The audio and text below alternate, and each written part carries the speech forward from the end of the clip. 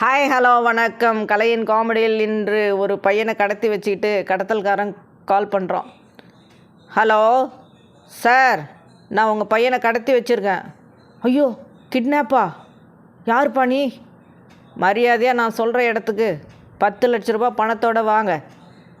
என் அக்கௌண்ட்டில் வெறும் 3000 தான் இருக்குது சார்.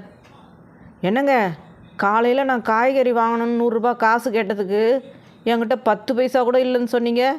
இப்போ 3000 ரூபா வச்சுருக்குன்றீங்க. அப்போ பொய் சொன்னீங்களா? இங்கே பாருடி, இப்போ உனக்கு காய்கறி வேணுமா, உன் பையன் வேணுமா? சார், என் பையன்கிட்ட ஃபோனை கொடுங்க, அவனா நான் செக் பண்ணிக்கிறேன்.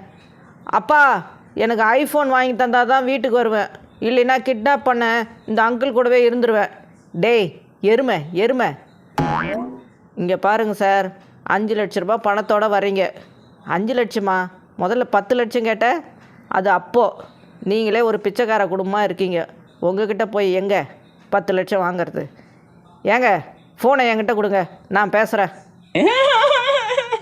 5 லட்சம் பணம்லாம் தர முடியாது சார், வேணா 500 ரூபா தரேன். என்னம்மா நினச்சிக்கிட்ட?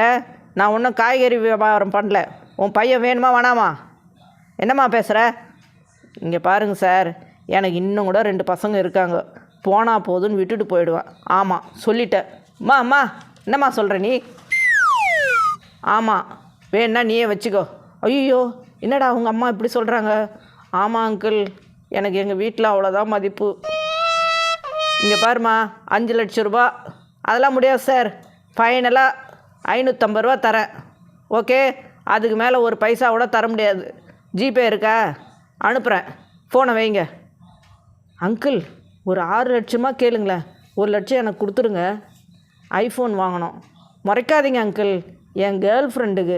சி போடா, குடும்பமாக அது. சென்னைக்கு மாநில தலைநகரம் தான் பேர். ஆனால் வெளியூருக்கு பஸ் ஏறினோம்னா திருவள்ளூர் மாவட்டத்தில் இருக்கிற மாதவரம் போகணும், இல்லையா செங்கல்பட்டு மாவட்டத்தில் இருக்கிற கிளாம்பாக்கத்துக்கு போகணும். அவ்வளவு ஏன், ஒரு ஃப்ளைட்டு ஏறணுன்னா கூட காஞ்சிபுரம் மாவட்டத்தில் இருக்கிற மீனம்பாக்கத்துக்கு தான் போகணும். அப்புறம் சென்னையில் என்னதான்பா இருக்குது? 4 சமாதி இருக்குது, வந்து பார்த்துட்டு போங்க.